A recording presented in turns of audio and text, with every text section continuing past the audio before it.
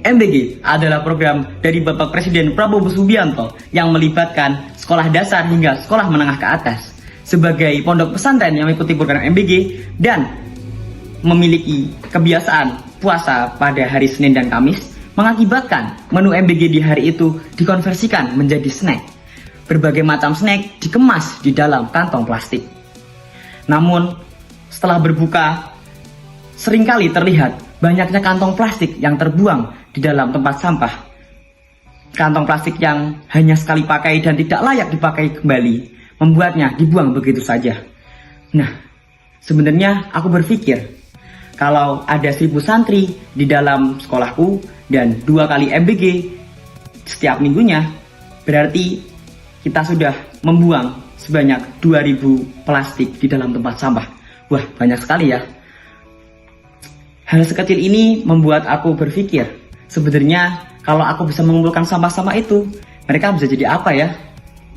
Rupanya, sampah plastik ini menjadi permasalahan umum bagi masyarakat dalam kehidupan sehari-hari, terutama kantong kresek. Bayangkan ketika membeli barang dagangan di pasar, belanja di supermarket, bahkan untuk sekedar membawa barang bawaan, masyarakat seringkali terbiasa menggunakan kantong kresek. Hal ini apabila dibiarkan terus-menerus, tentunya akan menjadi permasalahan di kemudian hari. Kementerian Lingkungan Hidup menyatakan bahwa pada tahun 2024 saja, total penghasilan sampah di Indonesia mencapai angka 102.000 ton per hari, dengan 19,8% atau 20,1 ribu ton merupakan sampah plastik, dan 13,2% atau 13,4 ribu ton merupakan sampah kayu atau ranting. Sejalan dengan itu, kebutuhan plastik di Indonesia terus meningkat hingga mencapai angka 200 ton per tahun. Banyak ya? Maka dari itu, dalam upaya pengolahan limbah plastik yang lebih aman dan terkendali, kami merancang sebuah sistem dengan alur kerja yang sederhana namun terkontrol.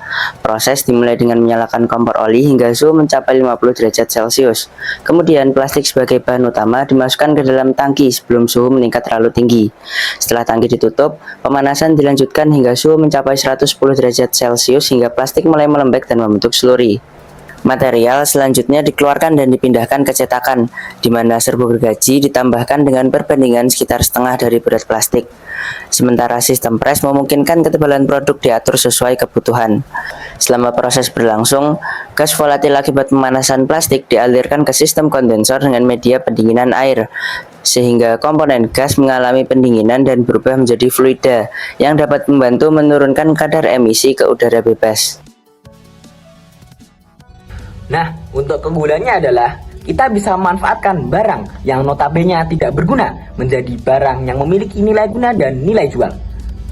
Menghasilkan produk yang kuat, tidak mudah pecah maupun patah, dan dapat digunakan untuk eksterior maupun interior ruangan.